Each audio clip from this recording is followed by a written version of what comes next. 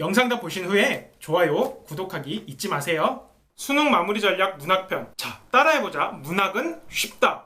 뭐라고? 문학은 쉽다. 일단 고전문학. 누가 타임머신 타고 가서 막 작품을 써내려서 발표하지 않는 한, 혹은 어떤 학자가 막 먼지 쌓인 이상한 문학책을 다시 찾아내지 않는 한, 고전문학은 더 이상 새로운 작품이 나오질 않아. 그치? 그래서 고전문학은 재미있는 특징이 기출됐다고 안 나오는 게 아니야. 물론 현대문학도 기출된 게 또 나오기도 해. 근데 고전문학은 어쩔 수 없이 나온 게 계속 나와.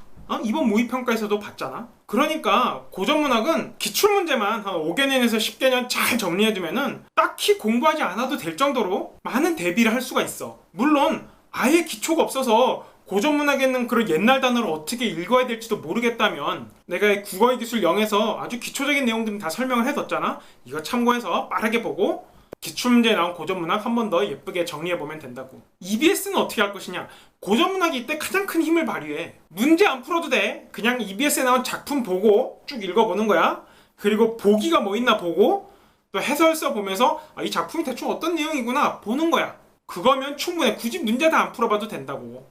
그런 상태에서 시험장에 갔을 때 당연하게도 익숙하구나, 내가 공부했던 작품이고 한번 봤던 작품이구나, 이런 느낌을 받으면 충분해. 이제 거기서 또 찬찬히 보면서 풀어나가면 돼. 단순하게 기억력으로 어차피 못 풀어. 너 기억력이 그렇게 좋지도 않고 정말 기억력으로만 단순하게 풀 수 있게 나오지도 않아. 익숙한 느낌을 가진 상태에서 편안하게 풀면 쉽게 풀 수 있게 되어 있어.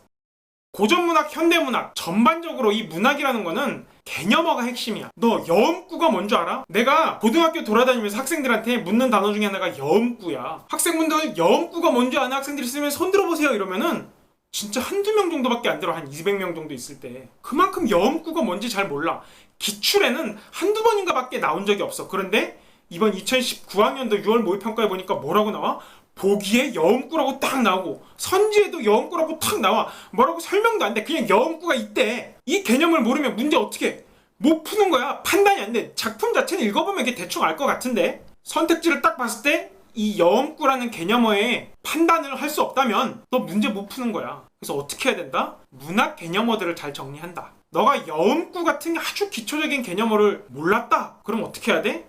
기출문제를 보면서 하나하나 정리하는 것도 물론 좋은 방법이긴 한데 지금 시간이 없으니까 내가 이 결국은 어휘력이란 책에, 물론 이 책은 너네들이 하도 어휘력이 부족해서 만든 책이기도 하지만, 내가 이 책에 여음구라든가 운율이라든가 내적 갈등이라든가 소설의 시점이라든가 이런 것들에 대해서 아주 자세하고 구체적인 기출 사례를 들어서 설명했으니까, 만약에 그런 문학 개념어에 대해서 자신이 없다, 작품을 읽었는데 선택지를 읽을 때 내가 자신이 없다, 그러면 이 책을 통해서 기초적인 판단 능력을 반드시 배양하고 시험장에 갈 수 있길 바랄게. 문학 개념을 알아야 되는 1차적인 이유는 선지에 나와 있는 정오를 판단하기 위해서고, 2차적인 이유는 뭐냐면 작품을 읽으면서 특정 부분이 이러한 개념으로 포섭된다는 것을 파악하기 위해서야. 왜? 그렇게 하면 문제가 예측이 되니까.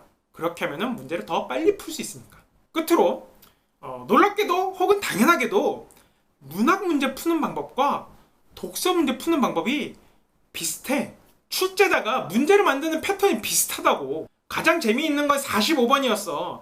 45번 읽으면서 이 국어기술로 공부한 친구들은 아주 희열을 느꼈을 거라고 생각해. 왜냐하면 소설 작품을 읽는데 뭐라고 나와? 그들에게 있어 인생이란 탐구하고 사색하는 그 무엇이 아니라 몸으로 밀어가며 안간힘으로 두들겨야 하는 굳건한 쇠문이었다 라고 나와. 이 문장 구조 뭐야? 긍정과 부정이 동시에 있지? 인생이 무엇이라고? 인생에 대해서 인생은 이것이 아니라 이것이에요. 이런 식으로 긍정과 부정, X와 O가 동시에 있다고. 이 XO. 이거에 대해서 내가 뭐라고 설명했었어? 역시 국어의 기술 1권 패턴 4가 이런 문장 구조에 대한 거야. 주어에 대해서 부정과 긍정, A는 B가 아니라 C다, 이런 식의 문장 구조가 나오면은 어떤 식으로든지 문제화가 된다. 특히 독서에서 정말 수도 없이 그냥 출제자들이 강박적으로 내. 왜 출제자 교수님들께서 이런 A는 B가 아니라 C다 이런 구조에 대해서 강박적으로 낼 수밖에 없는지는 좀 학술적인 이유가 있어. 교수님들은 논문을 써서 밥을 먹고 살아야 되는데, 그 논문이라는 게 다 뭐냐면 어떠한 주제에 대해서 이거는 기존에 해왔던 사람들이 생각했던 이런 게 아니라 내가 주장하는 이런 거다 라고, A는 B가 아니라 C다 이런 식의 구조가 항상 머릿속에 문제의식으로 박혀있는 사람들이거든. 그래서 이런 식의 문장 구조만 보면 막 사족을 못 쓰고 막 문제만 하고 싶은 거야 이분들은.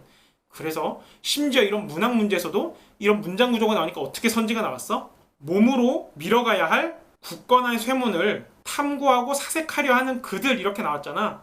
딱 봐도 말이 안 돼.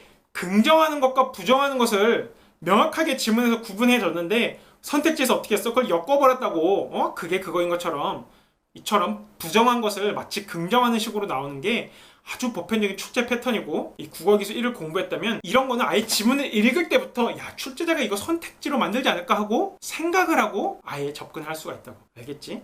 그래서 문학은 이렇게 마무리해 나가면 돼. 정리할게. 고전문학 기출문제 잘 정리하고 EBS에 있는 거 어떤 작품이 있나 보기랑 이런 것도 살펴보기로 하고, 기본적으로 문학은 쉽다. 쉬운데 중요한 건 뭐다? 문학 개념어가 중요하다.